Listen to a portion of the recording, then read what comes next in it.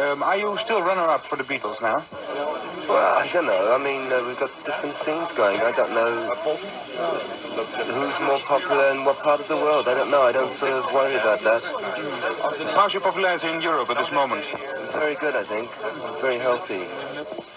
Would you know why England became the pop center? It just happened that England had the right type of sound and the right sort of visual image that the kids over the world wanted at this particular time. It just happened. It could have been anywhere. It could have happened. It could have been France. It could, it just happened to be England. Hey everybody, this is going to be part 6 of my Rolling Stones deep dive into their London albums catalog.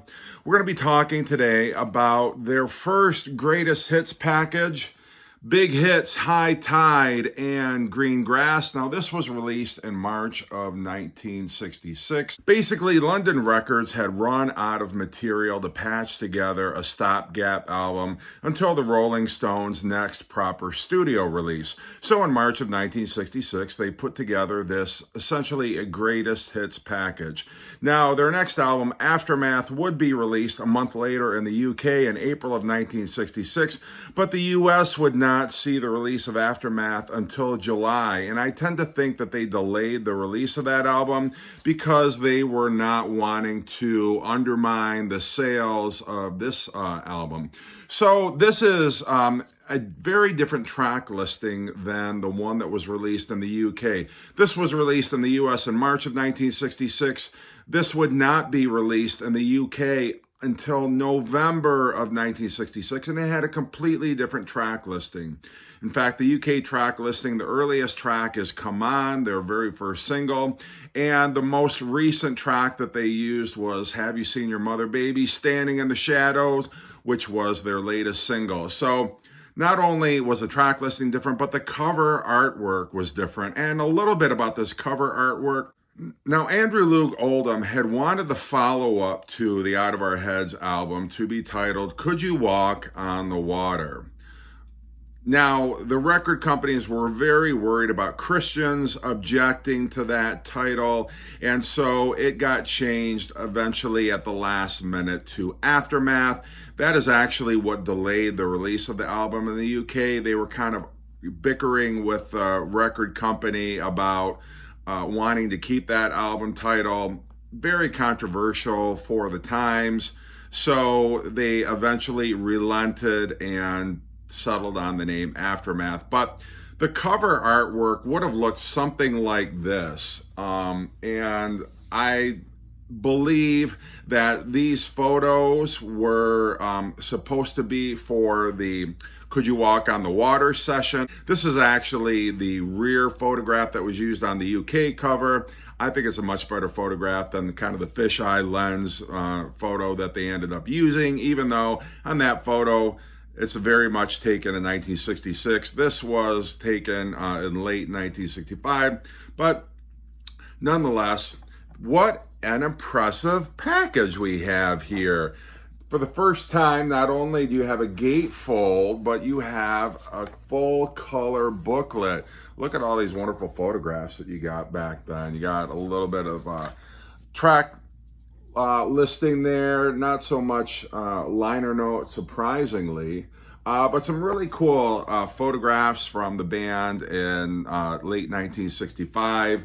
But this is really, for a greatest hits package, extremely elaborate, and I'm surprised because not even the Beatles, Help had a gatefold, but it did not have anything like this color photograph spread with the booklet. It was really unusual for the time. The first time the Beatles had anything like that was the Magical Mystery Tour package. So anyway, the only song on here that had previously been unavailable on record was their latest single, 19th Nervous Breakdown.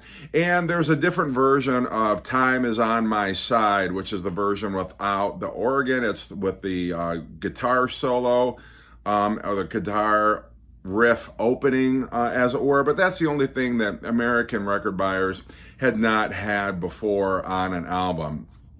So on side one, you've got their best-selling single, I Can't Get No Satisfaction. The Last Time, the single which preceded that single, As Tears Go By, which was a single in the US, but it was only a B-side in the UK, Time Is On My Side, It's All Over Now, and Tell Me. And then on side 2, you've got 19th Nervous Breakdown, Heart of Stone, Get Off My Cloud, which had been a single in early 1965, Not Fade Away, which of course was on the first US album, Good Times, Bad Times, and Play with Fire, another excellent single B-side from 1965. So just a great, great collection of songs from 1963 through 1965. And it's interesting that the record company put out a greatest hits this early on, and not that anybody knew how long the Rolling Stones were going to have a career, but still, the fact that their singles were still charting, that their albums were still selling,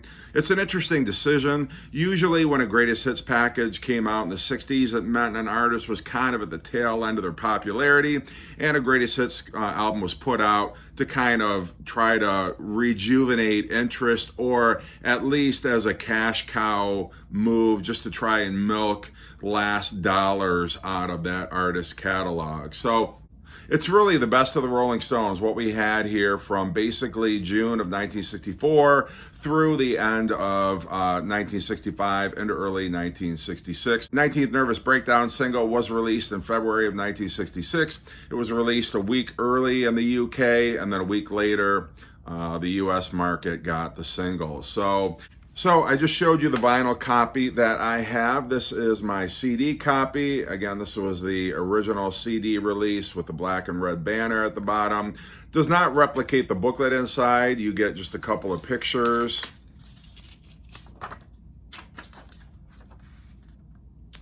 And that's about it. So, I mean, it could have been worse. A little better than the Beatle releases, the artwork that we got in those.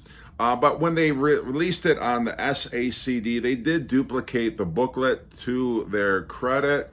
So you've got the full booklet here in the SACD version. You've got the customized label like all the SACDs had. And they reproduced the back cover pretty faithfully here on the back of that CD release. So that is taking our story up through March of 1966.